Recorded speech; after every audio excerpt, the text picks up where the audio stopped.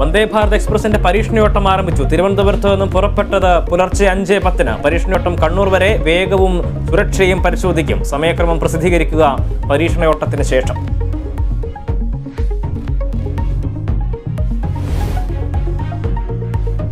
Sudan സംഘർഷത്തിൽ കൊല്ലപ്പെട്ട മലയാളിയുടെ മൃതദേഹം ആശുപത്രിയിലേക്ക് മാറ്റിയത് 24 മണിക്കൂറിന് ശേഷം. സുഡാനിൽ സംഘർഷം തുടരുന്നു. മരണം 83.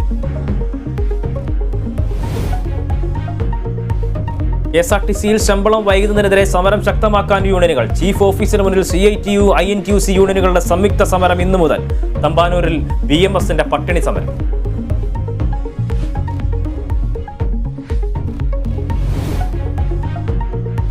അനിശ്ചിതകാല സമരം ആരംഭിച്ച് ക്വാറികളും ക്രഷറുകളും. സംസ്ഥാനത്തെ 630 ക്വാറികളും 1100 ക്രഷറുകളും അടച്ചിടും. നിർമ്മാണ മേഖല സ്തംഭിക്കും. പൊതുമരാമത്ത് മേഖലയും പ്രതിസന്ധിയിലാകും. അരവിന്ദ് കെജ്രിവാളിന് CBI ചോദ്യം ചെയ്യൽ രാഷ്ട്രീയ ആയുധമാക്കാൻ ആം ആദ്മി പാർട്ടി. ഇന്ന് പ്രത്യേക നിയമസഭാ സമ്മേളനം. സർക്കാരിനെ അസ്ഥിരപ്പെടുത്താൻ കേന്ദ്ര ഏജൻസികളെ ഉപയോഗിക്കുന്നുവെന്ന ആരോപണം ശക്തമാക്കും. നിയമസഭാ സമ്മേളനം ചട്ടങ്ങൾ പാലിച്ചല്ലെന്ന് ലഫ്റ്റനന്റ് ഗവർണർ.